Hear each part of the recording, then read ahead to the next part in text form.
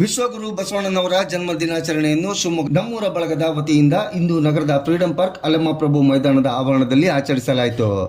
ಶಿವಮೊಗ್ಗದ ಕಿಡ್ನಿ ಆಸ್ಪತ್ರೆ ಹಾಗೂ ವಾಸನ್ ಕಣ್ಣಿನ ಆಸ್ಪತ್ರೆಗಳ ಸಹಯೋಗದೊಂದಿಗೆ ವಿಶ್ವಗುರು ಸಾಂಸ್ಕೃತಿಕ ರಾಯಭಾರಿ ಬಸವೇಶ್ವರ ಜಯಂತಿಯನ್ನು ಆರೋಗ್ಯ ಹಾಗೂ ಕಣ್ಣಿನ ತಪಾಸಣೆ ಶಿಬಿರ ನಡೆಸುವ ಮೂಲಕ ನಮ್ಮೂರ ಗೆಳೆಯರ ಬಳಗದ ವತಿಯಿಂದ ವಿಶೇಷವಾಗಿ ಆಚರಿಸಲಾಯಿತು.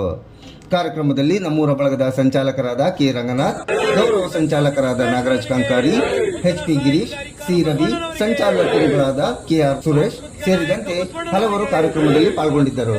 ಹಲವಾರು ನಾವು ಸಮಸ್ಯೆಗಳು ಏನಂತೆ ಅವು ಹೋಗಿಲ್ಲ, ಅದು ಹೋಗಬೇಕಾಗ್ತದೆ. ಅಲ್ಲಿಗೆ ಅದು ಹೋಗ್ಲಿಕ್ಕೋಸ್ಕರವಾಗಿ ಬಸವಣ್ಣನವರು ನಾವು ಆಳಕ್ಕೆ ನೆನಪಿಸ್ಕೊಳ್ಬೇಕಾಗ್ತದೆ.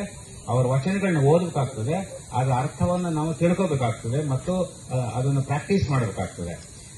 ಬಸವಣ್ಣ ಅವರು ಹೇಳಿರುವಂತಹ ಬಹಳ ಸರಳವಾಗಿರೋ ಗಂಟೆಗಟ್ಟಲೆ ಮಾತಾಡಬಹುದು ಬಸವಣ್ಣ ಅವ್ರ ಬಗ್ಗೆ. ಎಲ್ಲರಿಗೂ ಗೊತ್ತಿರೋದನ್ನ ನಾನು ಹೆಚ್ಚು ಹೇಳಲಿಕ್ಕೆ ಹೋಗಲ್ಲ.